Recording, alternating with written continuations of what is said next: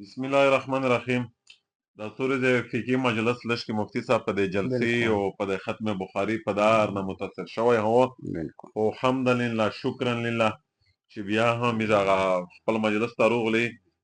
څو مسلې دي په هغې کښې یوه مسله د شکرداري د تاګ وته د لمونځه مسله دو. ډېر خلک دا پوښتنه کوي نو اصل شی های سفر احکام که دغه سره متعلق دي خو چونکې دا مسله ډېره پیش آنے والا ده په د نن سبا وخت کښې پوښتنه ډېره شي نو مفتي صاحب وویل چې بیا دا زه غواړه چې دا ملګري ته زه عامه دا مسله پیش کړو او دېر نه وروي.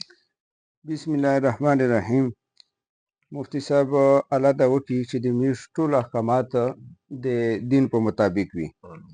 کوم کسون چې سفر ته ځي که شکرداراتو هم که بل ځای ته ځو چې کوم کسون داسې دي چې هغه مستقل ولته کاروبار نه کوي، د کون دی بل شی دی مستقل ولته نه پنډېږي، پلانټ یې لګولی دی، ډریور دی یا کلینډر دی یا مزدوراتو دغې ته څیرو ځي.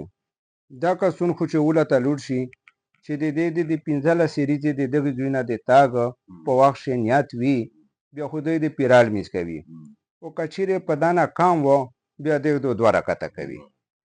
او کوم کسون چې داسې دي چې هغه ولته دکاني نه دي پلانټي نه دي مستقل پنډېږي، هغه کسون چې یو ورته دی د 15 ورځې تېرې کړي بیا هغه ځای هم یو قسم بنیادي ځای شه چې یو ورته دی د 15 ورځې تېرې کړي. پانه بعد که چیرې دی د زارې د خرڅولې د پوره یا د کاروبار په سلسله شي پینډې ته ځي، پېښور ته ځي، یعنې 78 کیلومتر دی د لرې ځي او بیا درېمي او بیا چې درېمي شکردره ته دی یا هفته ته ځي یا 2 ورځې ته ځي بیا کور تر درېمي یا تر مخ یې بله وي بیا خو دا 15 ورځې نه شوې.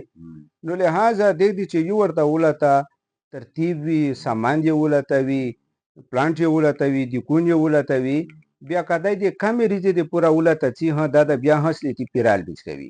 یعنې مطلب چې یو یې 15 ورځې تېرې کړې وي دا وطن اقامت ده، دا وطن تأهل شه.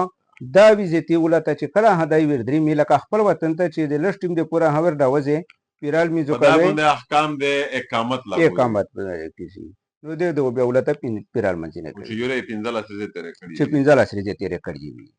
خو مثلا سر خلوشه مفتي صاحب یې چې دا شکرداره کښې کیم داس ملګری وي چې 15 ورځې تېرې وي پانه ورځ ته 2 شپې کوي 3 شپې کوي 5 شپې کوي کاروبار یې واته وي دا سړی واته مقیم شمېره شي دا شمېره شي که چیرې دی لکه د کوره چې بل دوی ته درېمي نو احکام د اقامت بیا په هغه دوی باندې لاګو دي. خبره مقصد دا مقصد نه. جزاکم الله خیر.